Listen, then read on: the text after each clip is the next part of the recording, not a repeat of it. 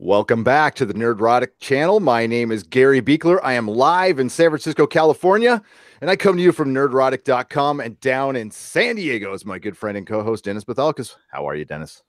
I'm doing all right. I got my little cortical fluid right here, and I'm all ready to go. Ready to go. And we are covering Westworld tonight, Season 2, Episode 5. Is it Akane no Mai? Or Akane no Mai. Akane no Mai. Thank you. And so, real quick, I tried to see what it translates to, and you said it's either Akane's dance or Red Dance. Red Dance, which actually both apply, considering how the ending went. Yeah, and I don't know if any of you guys caught a little tip of the hat to Game of Thrones. We'll get to that later. I did. I thought it was anyway. Maybe I'm looking too much into it. But last episode, we got the whole, James Delos Odyssey. I wanted to talk about real quick the end of last week's episode when James Delos was dying and he was looking at Bernard, and Bernard was looking down at him. And I didn't catch this because we only saw it once, when he was talking about, there's a God, above and a God below. And I just caught that's while he was staring up at Bernard, he was giving that speech. And I'm like, oh, wait a minute. They're trying to tell us something here. So there's definitely a connection between, for one, whatever's in Abernathy. Okay. We kind of thought it might be Ford. It might be James Delos. It might be William. I don't know.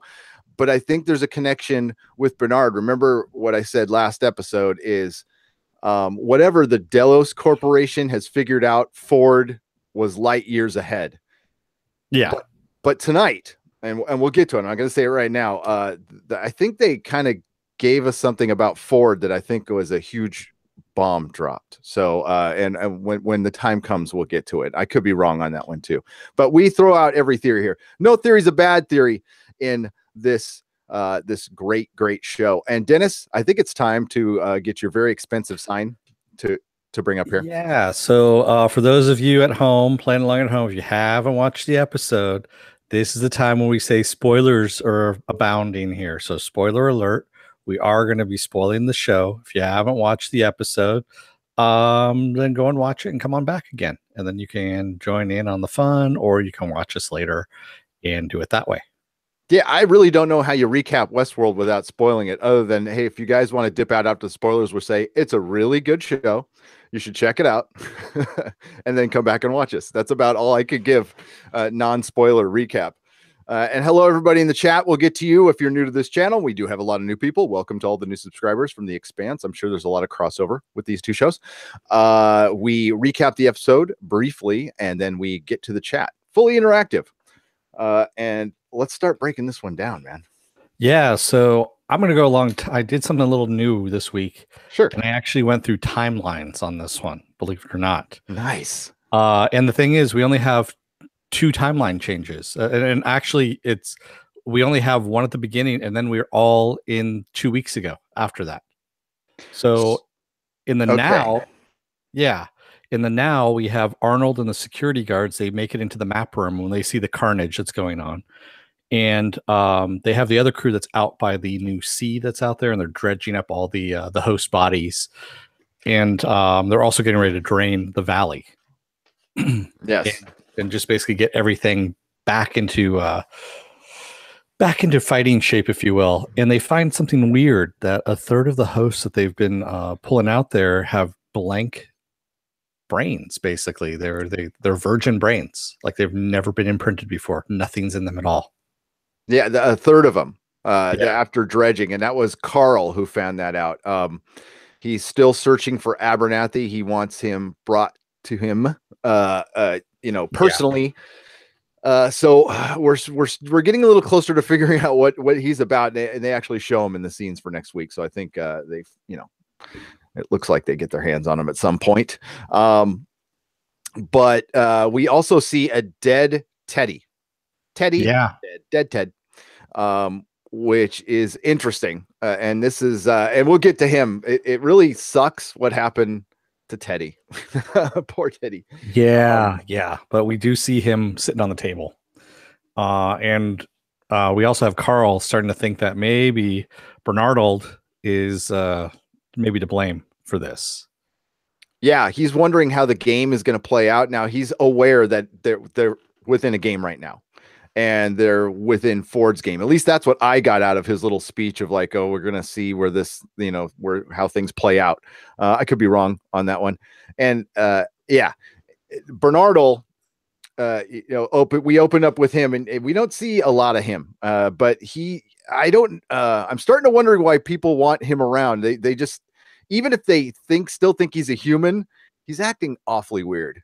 Yeah. So, and trouble seems to follow him no matter, yes, where he is. So then we jump to 2 weeks ago when all this stuff was happening, and Maeve has gone over into Shogun World, and we go right back to where we left off last week with the Shogun rushing towards them, and he swipes past Maeve. He doesn't hit her, of course, with the sword. And she tries to give the samurai a verbal command because him and his guys come out, and she says, you can drop the sword and you can let us go. And the samurai looks at her and he starts to put his sword away, and he says, gag this one. Right. So and just to answer Johnny Pappas right now, I misspoke when I said Teddy was on the table. He was more on another pile of bodies. So he wasn't on a table, because they had the hosts on a table, and they had those little skull crackers on. So it was just Teddy lying on, I think, some other bodies there. So, and then when they went to Maeve, we saw her with some whispering in her head, a la Legion. So many of our shows are alike in a very good way, by the way. And she basically uses the Force to miss or her spider sense. We'll call it Maeve sense. And the sword just barely misses her. But the Shogun / Ronin that came at her, where have I seen him before? He was in 47 Ronin. He was the lead. Okay. He's been in pretty much every single movie that has Japanese people in it. He is the go-to guy now. Yeah, he's badass. Okay. That's all I got to say. That was in The Last Samurai with Tom Cruise way back then. So he's been in lots and lots of stuff. Rest in peace, Tom Cruise. Oh, I'm sorry. Just kidding.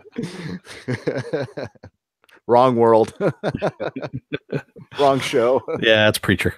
Yep.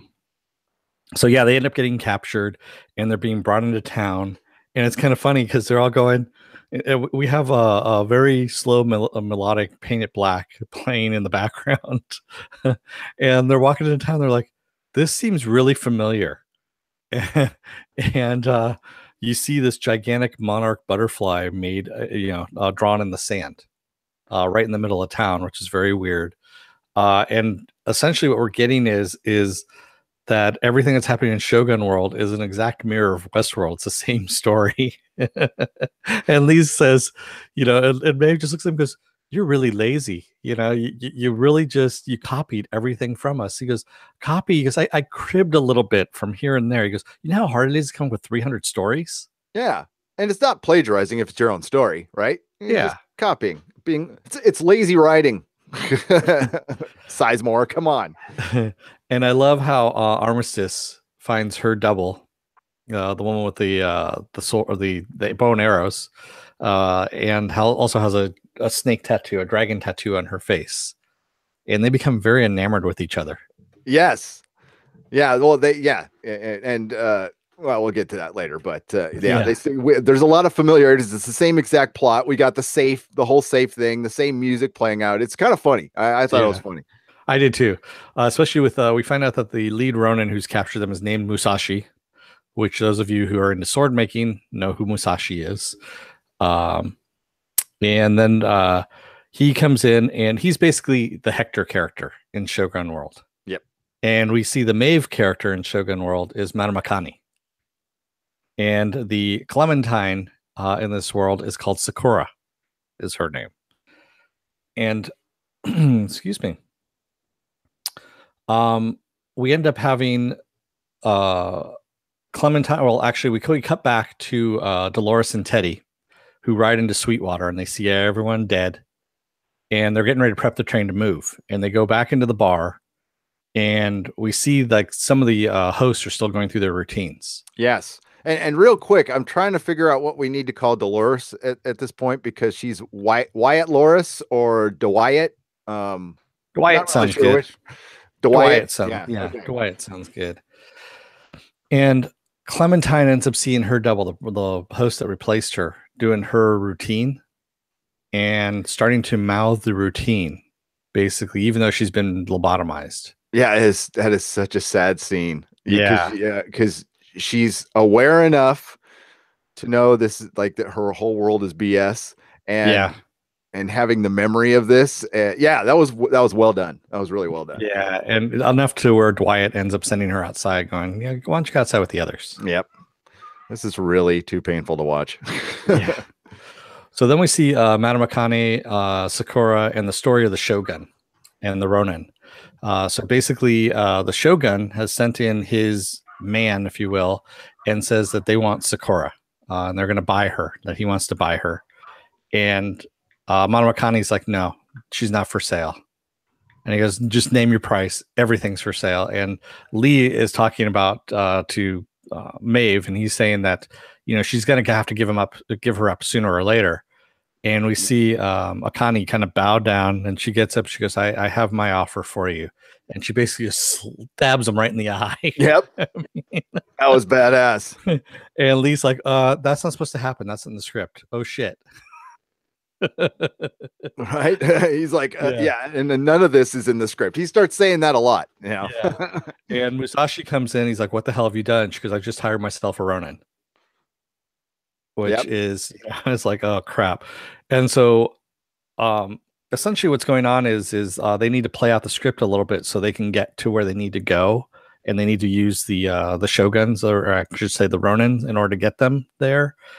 And so what Lee says, he goes, okay, well, since we need to hide her anyway, why don't we go to Snow Lake? And then he tells Maeve, Snow Lake is where there's an access point that we can get to, which will lead us back to the tunnels and get us out of here. Right. And Maeve's like, that's a good idea. I know you weren't useless. Right. I know they stuck you around for some reason.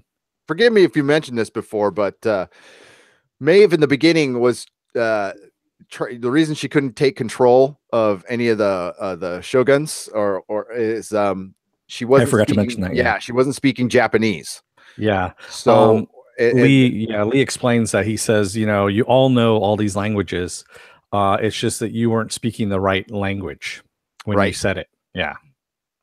Yeah, because because the first time Maeve's like, I got this, and she says, lay down your weapons, and what was it? What was his name again? The Ronin. Musashi says, gag her, and she's the only one who's gagged. And we're in the we're starting the Army of Blood narrative, I guess. Yes. And we have to play through this narrative because they're in the Edo period. So if you don't, it's all about entertainment and it's part of it. But if you don't follow through with this at this point, it's showing disrespect, and they could all die. Yeah, and I liked it. What is it Lee said? He said Shogun World is for people who find Westworld too tame. Too tame, right? Yep. Because it's a lot more bloody and oh, thank you, Richard Jones. $2. I love Samurai World. Yeah, that was cool. I'm sorry I'm not in a samurai getup. Don't have one handy right now. Maybe next week. Yeah, I'm not going to. So I'm dressed as appropriately as I'm going to be. We also see Lee says, you know what? One of the things about meeting your doubles is it starts playing with you. He goes, sometimes you become hostile because Hector is really weirded out by Musashi, which is his double. And he's very distrustful of him and getting kind of violent towards him. Maeve, of course, knows that Akane is her double, but she's a little bit more self-aware. And Armistice is just really infatuated with her double. They're just staring with her. And what did Sizemore call them? The Doppelbots? The Doppelbots, yes. And it could screw with their programming. Yeah. Like it is a real thing, especially now that they're all off the leash. That is something you need to remember. And I think you need to remember that with hosts and with any potential human / hosts that we are going to be running into in the future. Not saying we run into one this episode, but they've really set up, because the host brains are white, the cupcakes with white frosting, and then the host / human brains are the red velvet cupcake brains. Yep. So yeah, and Zed's dead, baby. I just saw that in the comments. No, Ted's dead. And yeah, so that's something to keep in mind. We've got our theories. We're coming up on one that I think it's a big one. I'm just gonna blast it out, but when we get there, though. Yeah, so Maeve, they're getting ready to go to Snow Lake, and Maeve has her eyes closed. You can see she's kind of doing meditation. She's getting flashes of these ninjas climbing over the wall, and she just opens up her eyes and moves to the side as a knife sticks into the wall. So she's sensed them, and basically the ninjas attack. It's a net of 1 million billion ninjas. Yes. Yeah. And this show just gets better. Okay. I mean, like it's 5 or 6 genres in now. We're Twilight Zone, sci-fi, Western, ninjas, shoguns. Man, like really, it's fanfic. That's really, really awesome. Okay. Yeah. That's all I'm going to say. And so as Hector and Musashi and even Lee, to some extent, are fighting the ninjas, Maeve is trying to use her voice. It doesn't work because one of the ninjas has caught her from behind, keeps covering her mouth, and at one point has a chain wrapped around her throat as well. And also Lee has a chain wrapped around his throat around a post. Okay, and yeah, let's not stretch the whole Sizemore actually fighting. He was just running and saying, "Oh fuck, oh fuck, oh fuck." But there was a couple scenes there where he actually dodged and kicked a couple times. I was kind of surprised. I was like, "What the?" And I'm like, "Okay, well, maybe he kind of programmed that in." I mean, fighting's more of an assault thing, more of a yeah. He was just yeah. I guess I mean for him that's probably fighting. It was funny, and Sizemore. Well, it was a little. I mean, this could be. He could be the weak point in this, and he's not. He's like really one of the best point. I love. He's too funny and too much of an a-hole to die. I've been saying that since season 1. I freaking love Sizemore. I don't know why. He's a little prick. Yeah, he is a prick. But you know what? He's the guy who knows where everything is in the park now, compared to Bernarnold. So, but he's such an egomaniac that things are descending into chaos. He could die. Hosts are now like pretty much on their own, off the leash, and he is still worried and like obsessed with his narratives. You gotta love a guy who's that narcissistic. So, well, Maeve ends up finding a new power. Yes, and the way she finds it is how you achieve consciousness is through pain. It's basically through pain. She achieved it originally, or saw the Man in Black saw it originally. Old William. Thank you, official Dougie J. Richard Chamberlain should cameo in Shogun World. Hell yeah, hell yeah, Doug. That's right. Thanks, man. $1.99 super chat. Nice. Okay, so she started to achieve consciousness when her daughter was killed by William or the Ghost Nation. I'm not sure which. And Dolores started achieving it through just the repeated abuse she had gone on for over time. And now, Maeve is about to die. She's got this chain around her neck, and her eyes are starting to go up, and that's a point, I guess, maybe where she's connecting with the Matrix. That's for lack of a better mainframe, the mainframe, and she's able to see, or not hear, but hear voices and connect with everything. And that's when she, without a voice command, commands a guy to impale his head. That was interesting. Blade, yes, it was pretty disgusting too. It was pretty disgusting. And then I thought of what we had been talking about for 2 years now, and I haven't gone back and rewatched to verify this, but Ford, it looked like at least a couple of times, stopped hosts without a voice command, just did it. And I think it was the one time when he was trying to intimidate. I'm forgetting her name now. Charlotte. Not Charlotte. No, the other one that Bernard killed. Okay. And I'm forgetting her name. Teresa. Thank you. And when he stopped all the workers around her and they were pouring the wine, I don't think he gave a voice command or any kind of a hand command. He just did one little finger move. That was about it. Maybe. And I maybe he's got like a little mouse in there or anything, or he's able to stop the host with his mind. I think that's something to think about with Ford. Okay. So, and remember that whatever Delos has, Ford is light years ahead of him. So, I don't know. I'll just let that hang out there that the Ford was a host theory is out there. I'm not the one who made it up. I'm just saying that I think this really kind of, I think this kind of lends itself to that a little bit. Yeah. I don't know, but, I don't know either. I don't know. Something to think about though. Yeah, we'll see. DJ Bowman says Ford will eat them all. The end. Yep. Exactly. And it's kind of funny that so the ninja that was choking Lee ends up getting freaked out, calls Maeve a witch, and takes off. So he escapes and gets out of there. So then we go back to so the Shogun's army comes into town, and Lee's like, "Holy shit! The Shogun's army never comes into town. We're really off the script. We're fucked." Yes. Yeah, and that was after he's like, the ninjas never attack. The Shogun army never comes in. Let me get to one real quick chat here because I agree with this Phoenix 777 Able. Seriously, when a reviewer is wading through so much entertainment crap every day, it's hard to realize what a diamond Westworld is. It is pure diamond. Yes. We cover 3 shows that are pure diamonds. Westworld, Legion, and of course The Amazing Expanse. Continue, Dennis. Yeah, so basically Maeve says to Musashi, she goes, "Can you guys stall the Shogun while we get the hell out of here?" Because they're going to go after and the ninjas, by the way, have taken Sakura. Yes. So that was the reason why she wants to go over, and she has a plan. Maeve has a plan. So Musashi goes outside and he meets up with Tanaka, who used to be under him, because Musashi used to actually be the captain of the guard for the Shogun. And now it's Tanaka who's the captain of the guard. And Tanaka's like, and Musashi says, "Hey, you want to earn that captainship?" And he pulls out his sword. Yep. Yeah. And that's when, they all pull their guns and stuff like that. And of course they get captured pretty quickly. But it leaves Maeve and Akane and Lee to get out the back way pretty quick. Yeah, we don't really see what happens to them.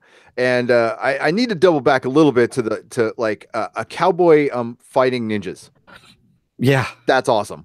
We Hector, need way more of that. Yeah, that was fucking badass. I actually why we were a little late is I rewatched a couple of these scenes before I got on because I had forgotten to take notes at a couple of them because I was like, "There's a cowboy fighting a ninja. And that's pretty cool." That's definitely one of my. There's actually a series of books that was out there called basically about samurais and cowboys out there, and it was a book series. I remember reading it as a kid. It was really cool, but that's besides the point. So we cut back to Teddy, and Teddy trying to tell they're out in the field there, and they're talking about when they used to herd cattle and all that kind of stuff. And Teddy's trying to get Dolores to change her mind, and they'll go off together and go and live together. And she tells him about this time that she goes, what do you think about what happens when one of the cows gets sick? What do you do? And Teddy's like, "Well, you keep it off to the side, you nurse it until it gets back to health. And if it doesn't get, come back to health, it dies and you bury it." She goes, "Yeah, Dad tried that. What Dad used to do was he would just kill the cow and then anything that was around it and burn them all." Yep. And get rid of them. Just pointing out the differences in their 2 personalities in that scene. Yeah. And she goes, "But I'll keep your thoughts in mind." Mm-hmm. What you said in mind. How many times have you heard that when you bring an idea to a boss or yeah, that was a red flag right there. That's when you knew like that job interview did not go well. Yeah. So also, let me see. Real quick, you were talking about it made me think about the Shogun cowboy thing. Made me think of a great comic, Shaolin Cowboy. Remember Shaolin Cowboy? That was a great Shaolin Cowboy was awesome. Yes. I think it's supposed to be made into a movie here fairly soon. I hope so. From Burly Man Comics, which are from the Wachowskis. Yes. Yes. They only did 2 titles. They did Frankenstein title and Shaolin Cowboy. And Shaolin Cowboy is seriously one of the best comic books I've ever read. Carry on, sir. Yeah. So Lee tries to do the same thing to Maeve that Teddy was trying to do to Dolores. He tries to get her to ditch Akane and Sakura and basically just head over to the lake and just get the hell out of there. And Maeve's like, no, we're not doing that. And on the way over to what's going to be the Shogun camp, we see all the dead security guards that are supposed to help them basically tied to trees with cages over their heads, and they're dead. Yeah, it was almost as sick as the railroad overlords being used as railroad ties, but not quite. But that's a point where Sizemore has to drain the main vein, and he sees a communicator on one of them and nabs the iPhone. I think it's 2054, so it's the iPhone 75. That's what he got. It's the iPhone 150. 150. Because they're bringing them out every 6 months now. Are they? Yeah. In that timeline. Yes. Actually, Apple doesn't exist in that timeline anymore. Sorry. It's orange now. Sorry. It's orange. Bad joke.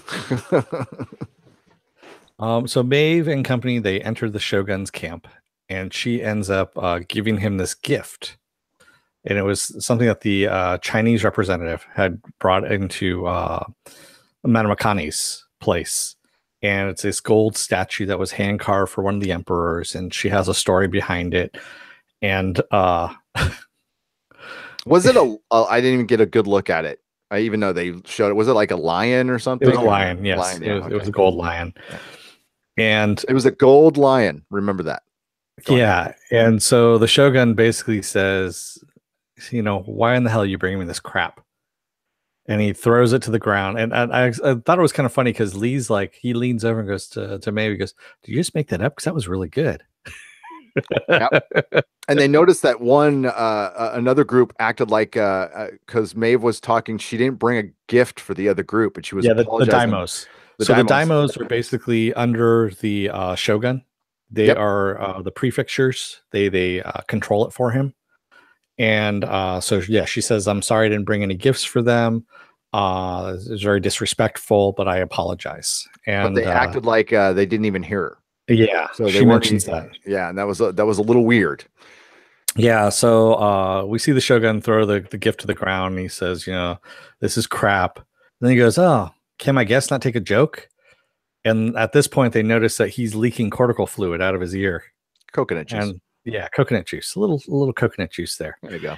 And not a sponsor. Not a sponsor now. Yet. And he says, oh, well, he's not going off script. He's just crazy. Is basically what's going on. He's freaking insane at this point. He's broken. Yeah, so she can't be suggestive to him. Yeah. And he says, oh, well, after my ninja came back and told me what the witch has done, I made a little modification. And so he knocks on one of the guy's helmets, and he has him take off his helmet, and we see all their ears burn shut. Yep. So how is he going to hear commands? But I'm not, he's crazy. So that makes a lot of sense. It does. But yeah, that was messed up. Yeah, and very messed up. And basically he says, oh, you're guests now in my camp. And the Shogun basically says to Akane, he says, okay, if you want Sakura back, you're gonna have to dance for her. You danced for me a long time ago. He also mentions the boldness of her coming back. Like she had killed his assassins and stuff. She would have left. Yeah, any other sane person would have left. Yeah, and he mentions that why would you tempt the dragon?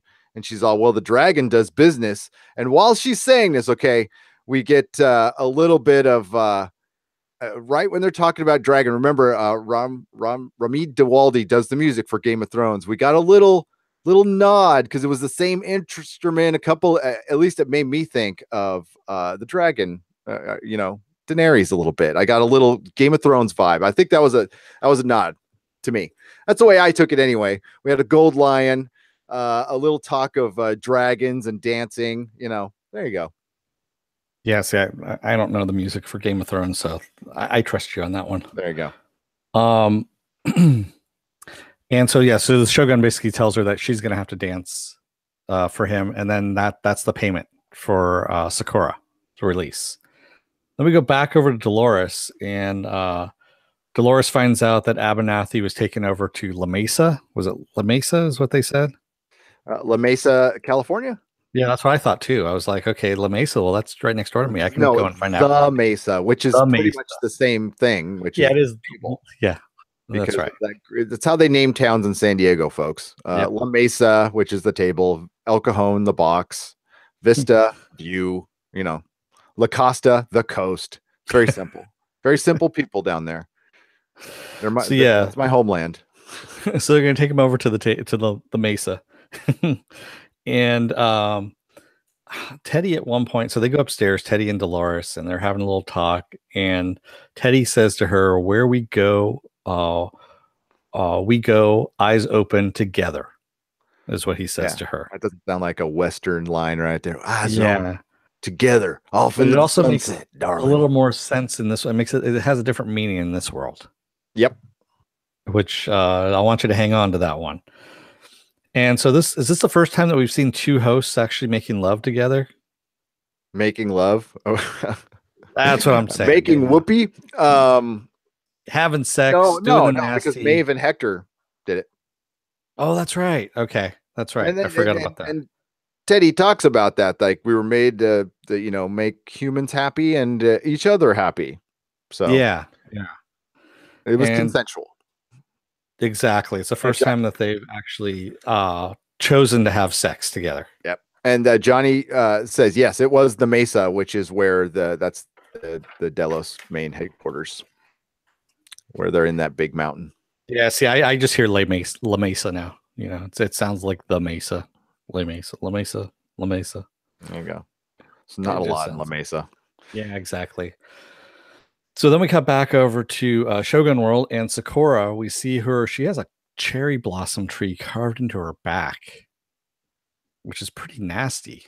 It is. Kind of want that tat, but that's a good tat. But it wasn't a tat, man. That was carved. No, that was a brand. That was a carved in brand. Horrible. Oh, hey, John Bellum, thank you. $10. He says, I could have sworn I saw Admiral Fukuyama from Legion in this episode. A guy with a basket over his head when Maeve and the others were being brought into town. Interesting. You know what? I wouldn't be surprised if that was in there. Maybe all these shows are really connected. And we're going to see the robot walk through, and it would totally make sense. And a couple Cylons. Yeah. So yeah, basically they're getting ready for the dance. Sakura and Sakura and Akane. So they're both getting in there. Which is just very odd that they're both getting ready for the dance. And Maeve ends up talking to Akane about how she's a good mother. And, she says, hey, we're going to go to, I'm going to this place to go and find my daughter. She goes, I want you and Sakura to come with us. And it looks like she's almost starting to overwrite Akane. She is. Yeah. She actually is. She's starting to wake her up, and she starts getting to stop. Yeah. Well, yeah, Akane says stop, but Maeve stops kind of on her own because she's seeing her daughter, and she says, it's just sometimes it's better not to be free, to be to protect the ones we love. Yes, exactly. So you don't forget. Yep. Exactly. And then we got back over to Dolores and Teddy, and Dolores is taking Teddy down to this. It's basically a slaughter room, and there's all these fly covered pieces of meat. And she tells Teddy that he's not going to like what's going to happen. She says, for the longest time, I didn't know if I liked you, if I had feelings for you, if I was programmed in. She goes, but I know it's true that the feelings are true. She goes, but I don't think you can come with us. Some of us have to burn. Some of us have to grow. We all need to suffer. Yeah, she says, and she brings in one of the techs that they have hostage, and tells her to upgrade Teddy, basically to tweak him a bit. No, completely reprogram him. Yeah. And not reprogram him, because what the tech said was, he says, if I make these modifications, he's probably going to break. is what's going to happen. So if we go back to the future present where we started out, where half their brains or a third of their brains were missing, and it was like there was no data in there at all. Either that happened right there with the reprogramming, or Teddy has a new brain, which they get to later, which we haven't seen yet. Yeah. That's and maybe it's they're trying to misguide us there too. So, and going back to that very beginning thing, when they were talking about the virgin brains there, we also found out the servers that had those brains are completely fried. That room is trash. Oh yeah, you're right. You're right. The cradle is done. Yeah. But there is a larger mainframe. They mentioned it in the previous episode. What Abernathy's code that's going on is attached to some mainframe that they've never seen in Westworld. Now, saying never seen in Westworld doesn't mean it doesn't exist in Westworld. It has to. Yeah. So we'll see. So so poor Teddy, he's gonna be reprogrammed. Yep. I'd like a virgin brain. Be nice. I'm not gonna make any comments. It's too easy. It's low-hanging fruit. Papa, can you hear me? Sorry, I saw that in the chat. Do you want to build a snowman? Oh man. So the Shogun, they're getting ready to dance, Sakura and Akane, and the Shogun says, "Stop! Something's not right here." And he walks up and just stabs Sakura right in the stomach, and looks at Akane and goes, "There you go. She's yours now. Dance." And he goes and sits back down. And you see Akane just, and Maeve flashes back to being stabbed by William, and then also William shooting. So Maeve, flashes to that, and we see Akane start doing the dance, and she's doing the dance and moving closer and down the stage, and you can kind of almost see what's going to happen. She pulls a knife out of her hair in the back there and stabs him in the mouth, and then just starts sawing his head off. Like from the mouth to the back. That was badass. And after she rips the head off. For one, the dance scene was cut so well. She actually moves out of focus a little bit because they're doing handheld, and I thought that was freaking rad. And when she cuts the head off, she gets a squirt of blood right across her mouth, and she, it's basically she ends her dance with the guy with the headless corpse behind her that was still, and then it gets up and falls down. That was badass. That was great. That was awesome. That was really good violence. And of course, the men that are left, they basically grab both Akane and Maeve, and they're like, "Okay, bare your necks because we're going to cut your heads off now."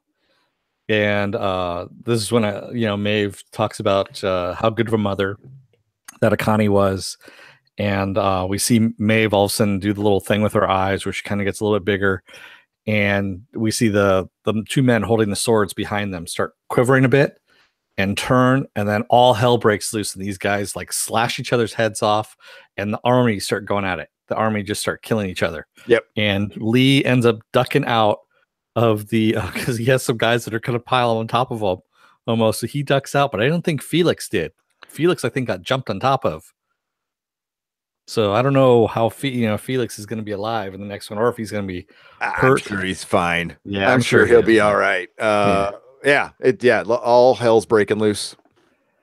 And Lee's like, "What the fuck is going on?" And Maeve, grabs a sword and says, "I've learned a new language." Yeah, I've learned a new voice now. I learned a new voice now. Yeah, I think it's either something like something Ford was able to access, or Ford, or something. Because I don't know for sure. Please submit your theories into the chat or to our comments. We'd love to hear them. And I think it's a good time to get to the chat, don't you, Dennis? Yeah. Let's get over to the chat there, and I'm gonna scroll on up for a little bit as far as I can go. And Bad Robot says it's much harder to kill the brain than you'd think, though that would be mostly just blood loss. Okay. Yep. DJ Bowman says Miyagi Okinawa World. That's what he wants to see. Right. We've seen a lot of worlds. Legion World, which would just be like Arcade World, really. Yeah, I saw somebody said Stripper and Bong World. That's called San Diego. I thought it was called Las Vegas. Oh. No, Las Vegas is stripper and alcohol world and leisure money world. Yeah. True. That's true. Logan McLeod says, how the hell do you ensure guest safety in Shogun World with swords and shit? I don't know. I don't know. I mean, I guess you have it so that the swords don't hit you. I don't know. So we now have coconut brains leak cupcake brains leak coconut water. Do we subconsciously want to eat some brains then? Bad robot, yes. Mm-hmm. More brains.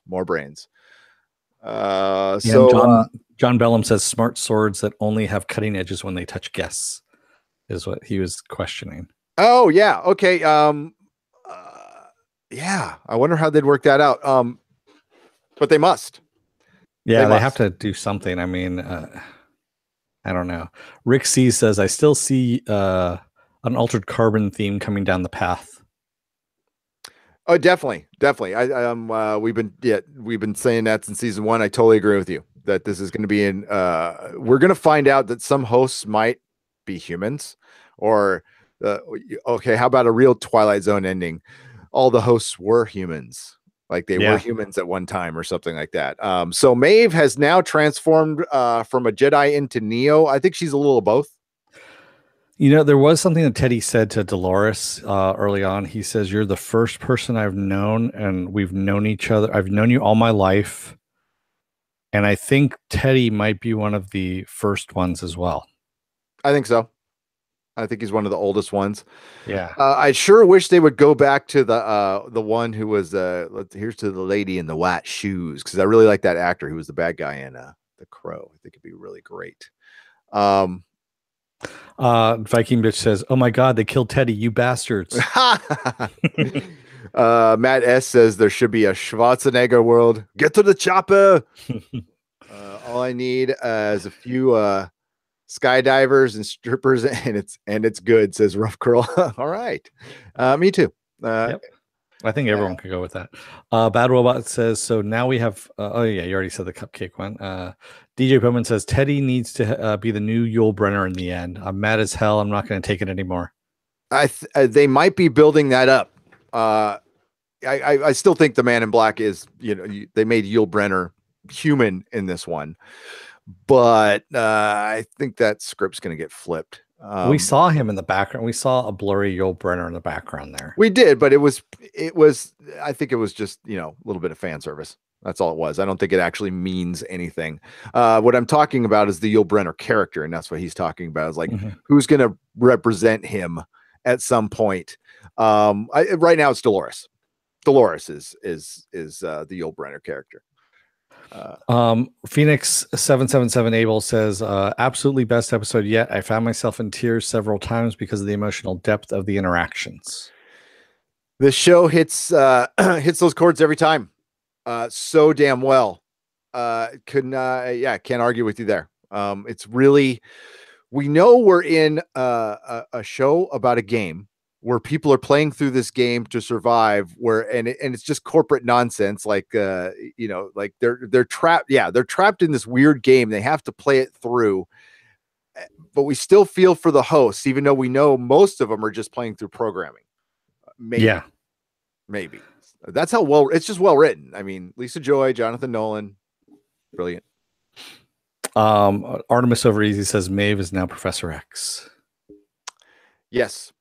She is, and she's obviously our good robot, and she is fully off the leash, where I don't think Dolores is at all. I think Dolores just has access to her memories, but I think she's playing something out. I agree with you on that. I think Dolores is still playing out some semblance of script. Yeah, she's the horseman of Ford's apocalypse, at least at this point. So yeah. Walker Texas Ranger world. Chuck Norris world. There you go. That's good. I'll take Chuck Norris world. Viking Bitch says Maeve becomes Legion. She is right now at this point. She is. She keeps hearing voices. Phoenix 777 Abel says, I think the reviewers who are still befuddled by this season have lost their innocence. Yes. Innocence in all caps. Yep. Artemis over easy says the whole initial scene into Shogun World with the slow Stones rendition and girl shooting arrows was amazing TV. It was, and especially to repeat a scene that was equally as amazing is pretty phenomenal. That's pretty good. Yeah, no, they did a really good job. Rick C also reminds us that Ford controlled a snake with no voice command. You're right, Rick C. He just used his finger, and I think it was just to show the kid, though, even though it was a robot. Yeah, there was no voice command there. Thongs and bongs. Yeah, Yepper San Diego. Thongs and bongs. Yeah, they're right. Paula Marie says, I've been rewatching all the episodes. He's been doing that for a long time about Ford.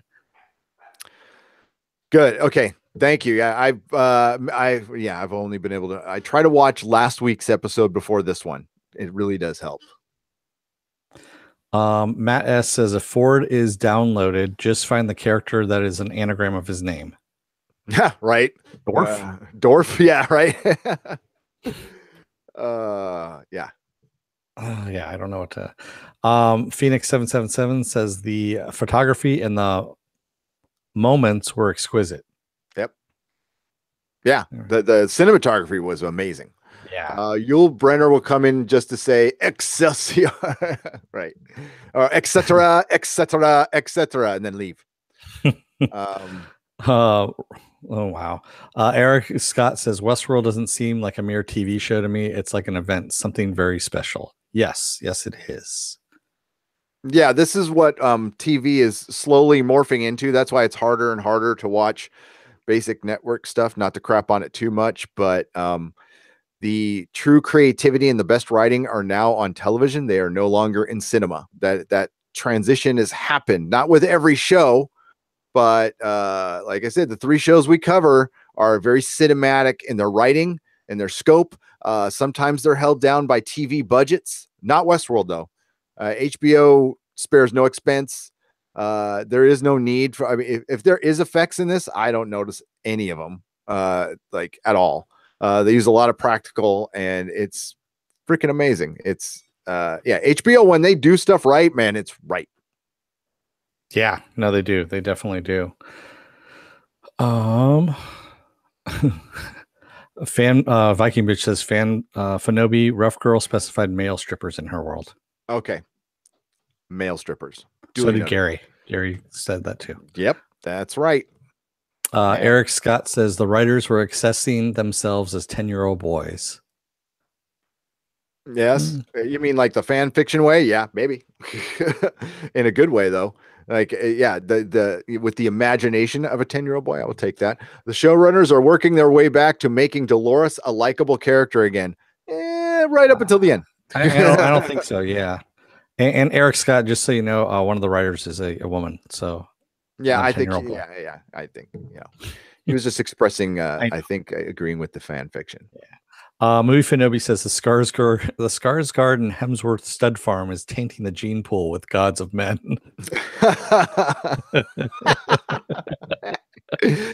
Oh man.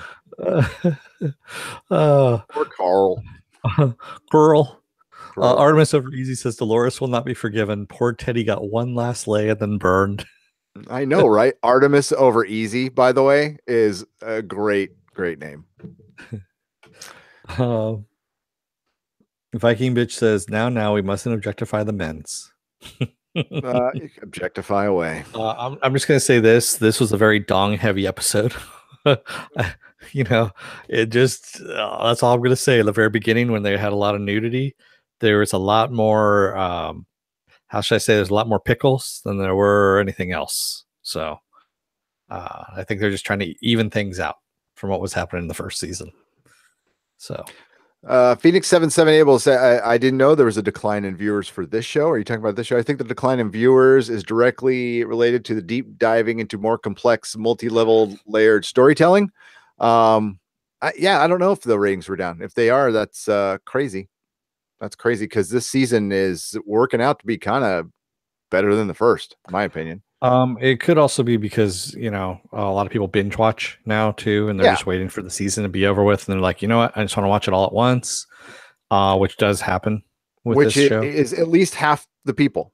I was talking with my friend Tim today before I did the Expanse video. We're going through this with the Expanse. Is they're using a 10-year-old model, and yeah, if they're using that overnight stuff, even with HBO, of course not. Most people, especially with this show, wait to watch it all because it is such an event. It's like watching a 10. Remember when like Shogun, since we're talking about Shogun World, remember when Shogun would be the big event? Yep. Now every show is trying to be that. It's a 10-hour movie. Exactly. I still remember to this day, one of the first like television events like that was Walking Tall with Joe Don Baker. And people, I mean, they even kind of made fun of it in that 70s show where DVRs had first come out, and people were not DVRs, excuse me, VCRs, and people were videotaping it off of TV or trying to videotape it off of TV so they could just watch it all at once instead of having to go night by night by night. But a lot of people just watched it night by night by night. I think it was like a 3-night event, something like that. Yeah. Oh, there were some great miniseries, North and South, The Winds of War. Exactly. And then there was a TV movie The Day After, which actually scared me more than anything. Scared the shit out of everybody on that one. Viking Bitch says, Phoenix, I am seeing the same thing happening with Legion. Lots of complaints that it's too complicated and slow. Lies, all lies. If people are saying that, I do not mean to be offensive or anything, but there's, I think, 3 CSIs to choose from. Check them out. Yep. And there's a lot of shitcoms out there too. Yep. DJ Bowman says the show slogged for a bit at the beginning of season 2, but is now getting really good again, in my opinion. Kind of lost some viewers now, though.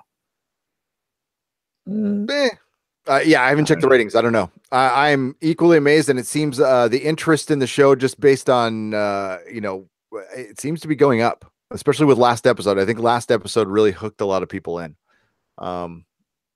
But yeah, the numbers don't lie. If they're down, they're down. There's nothing. I'm not worried though. I don't think we're not going to get our 5 seasons of Westworld. Phoenix 777 says, how amazing and sci-fi creepy is Dolores rewiring Teddy's hard drive? Fabulous. Maybe Teddy will start singing Daisy, Daisy in slow motion. Daisy, Daisy. Yeah. I know my wife would really like to do that sometimes. Yeah. Johnny Papa says Teddy's being repurposed. He is repurposed into Dolores's love doll. He's gonna walk around, clean her pool. Say, you want some more soup? Yeah. Phoenix 777 says, very sorry, Viking Bitch. I have not seen Legion. My apologies. Sorry. No need to apologies. No. Jody, I'd love to see a superhero world. That would be kind of awesome. A Marvel and DC world. Ooh, actually, that's a good idea. Movie Fanobi says she could dump Wyatt into Teddy. Yeah, except she dumped Teddy into the water. That's what she did. Well, no, by erasing his brain like that. She could, but Wyatt's in her. So she could inject more Wyatt, you mean? Like, yeah, she could separate them out completely. Yeah. I think that's more of a Maeve move than a Dolores move. Yeah, I don't know. Yeah, but it's a good theory. That'd be kind of cool. Jody says at DJ Bowman, I'd love for a superhero world, the one that's not necessarily Marvel or DC like The Incredibles, but felt lived in and original while still being an homage. That'd be great. Yeah. Sorry. I was just reading Johnny Pappas' response back to somebody. Phoenix 777 says, for me personally, Rivals last season, Twin Peaks, which I thought was a masterpiece. Okay. Didn't see it, so I'm sorry. Dolores. I was just going to read that. Artemis Over Easy says, Dolores just reprogrammed Teddy to kill all the other hosts and himself floating in the current timeline. Bad Wobbit says, I don't like the Game of Thrones theme title, but I haven't really seen a lot of the show. But Westworld is clearly expert level composition, especially the title. Agreed, Bad Wobot. Game of Thrones music, actually the theme song, which I don't hate, is kind of the weakest thing of its soundtrack. It's got one hell of a soundtrack. Believe me, it's amazing. When Hold the Door, the music for Hold the Door, without even seeing the scene, will bring tears to your eyes. It's that good. And the battle music is freaking badass. No, Ramin Djawadi is kind of the best right now, in my opinion. I think Mufinogi says, if I'm ever out there, well, or with or without me, I think as I said, we should have a West Coast meet and greet. Yeah, we are definitely talking about doing one at Comic-Con. So if anybody's going to be in San Diego, July 21st through 24th, I believe are the dates, Dennis and I are going to be down there, and we would love to meet you. If you want to, we can go somewhere. Don't have to come into con. We can just be in San Diego somewhere. Yeah. Thank you, Nettles Rosart, for the $10, as I think Maeve and Ford can do voiceless commands because they're accessing the host network a la Wi-Fi. Ford could have had an implant before death, but uploaded a copy. How he jumps hosts to talk to the Man in Black. Wow! Thank you for the $10 super chat, and I agree. Yeah, that's the kind of the vibe I was getting from this too. So, damn, yeah, you're right.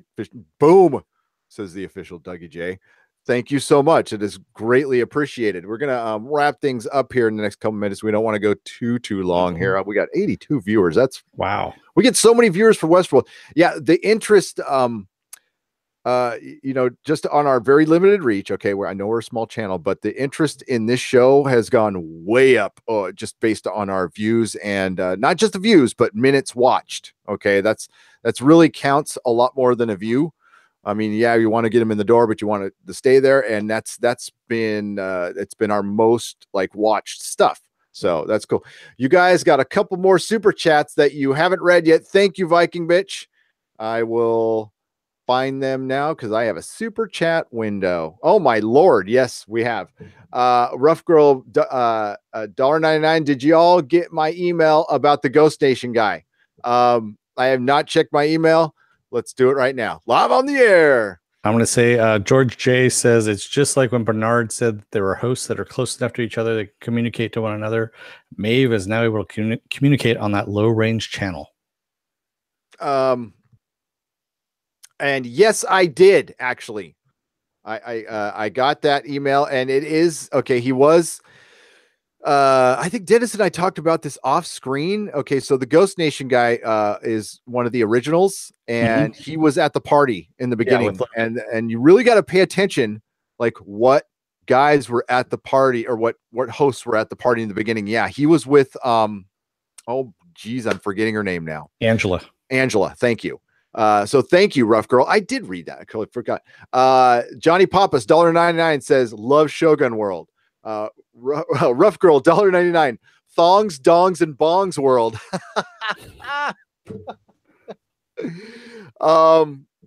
Okay, hey, that sounds great. You girls and some guys can go out there and enjoy the hell out of that. Feel free. I will be at waiting out in the parking lot for that one. But that's cool. Take your time. He'll be playing pinball. Yeah, I'll be just watching YouTube on my phone. DJ Bowman says Teddy is just a Teddy Ruxpin now. Just plays a different tape in, and he tells you a story. Timeout.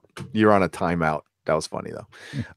Thank you for all the super chats. Wow, how do we miss those? Thank you, Viking Bitch. Yeah, I don't know how that happened. That was kind of weird. I always forget to mention this, and it's too late. But next time, I'm going to start doing it in the beginning. If you guys do want to ask us and really get our attention, just add us, because when you add us, it highlights our name and I can see it. So if you add Nerdrotic channel, I'll just highlight it if you want to ask us a direct question. And yeah, I should have mentioned that at the beginning. Kind of sucks now, but there we go. So Angela, the Federale and Ghost World guys are originals. Yes. Yeah. John Bellman says 3.1K subscribers, pretty awesome since it was at 2K just a couple of weeks ago. Yeah, it's grown. I mean, we were at 1,700. What was it? At the beginning of this year, just about. No, at the beginning of the year, we hit 1,000 subscribers on December 28th. Yeah. And we've gotten over 1,000 subscribers in the last 2 weeks. That is thanks to a little bit to Westworld. Last week's Westworld was a big one, but the Expanse. It's been the Expanse. So thank you, Expanse. What is this Expanse that you talk of? Yeah, right. I know.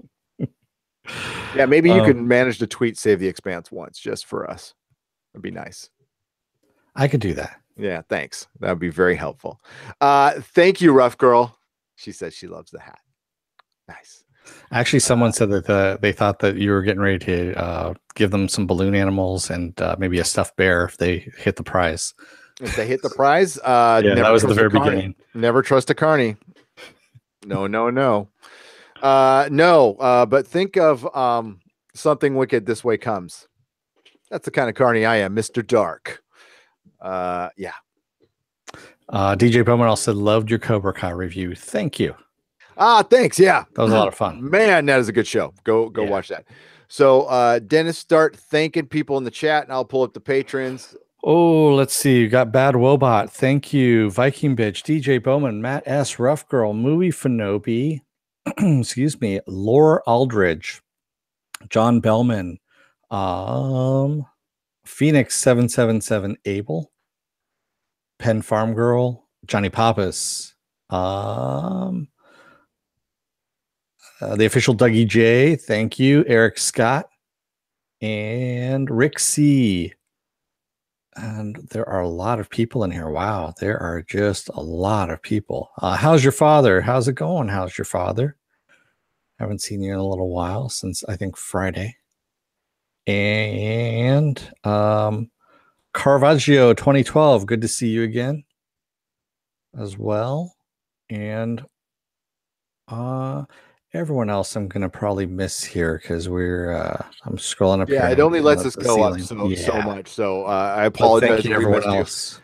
Yeah, coming in and we really appreciate you guys coming in and interacting with the chat. And I just feel like I can never thank you guys enough. So it's never going to be satisfying to me anyway to thank you guys enough for just like coming in and hanging out with us. It's a lot of fun. And the patrons I cannot thank enough either, who are Dakota Stanton, Penn Farm Girl, Apple Crow, Christianette Echo 9, Shakuri Lama, Eric, Richard Seth Jones, Viking Bitch, Luke Lucas, Mech Heist, Ed Brewer, Logan McLeod, Feisty Fan. I saw you in there earlier. You still there, Feisty?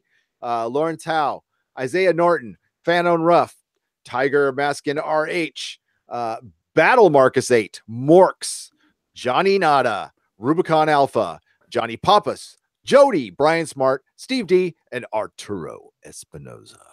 Thank you all for being loyal patrons. Yeah, and thank you. I mean, to reiterate what Gary just said here, I don't called you Johnny. Whatever, Johnny, Gary. Johnny, Gary. You know, yeah, I don't care. This is a lot of fun for us, and honestly, how this thing started was we both kind of missed the banter of the comic book store, of just talking to everybody, and this kind of recreates that a bit. Even though it's digitally, it's still a lot of fun for us. We get to talk about stuff that we like. Yes, with everybody else. And we will be back with Westworld again at 7:15-ish on next Sunday to cover episode 6. Our next episode will be tomorrow at 12:30 p.m. I will be doing the Nerdrotic Nooner. It's a solo live stream, and it will be pretty much Save the Expanse for a couple hours. Hopefully we'll have some news, and we're going to just talk about the movement and see what's going on. If anything pops up, otherwise I'll talk about that too. And then tomorrow night we're going to do one more individual episode, Farscape, and then Wednesday we're going to be doing we'll be back with the Expanse, and of course there's Legion, there's the Friday night, and you can check all of that. We schedule this stuff on nerdrotic.com, so please check that out. I'd really appreciate it. You can follow Dennis on Twitter at DeForce. You can follow Susan Layton, our other Friday night co-host, at Susan on the Ledge. And you can follow me at Nerdrotics on Twitter. We also have a Facebook group, the Nerdrotic Podcast Facebook group. Please check it out. We have the previously mentioned Patreon, which is patreon.com/Nerdrotic. All links will be in the description below when this turns into a video. And thank you all in the chat again. You guys are wonderful. Dennis, take us out. Children of Earth, don't let the door hit your ass on the way out. Otherwise, you might wake up with a red cupcake in your head. There you go. And may the small folks sing songs of your greatness. Good night, everybody.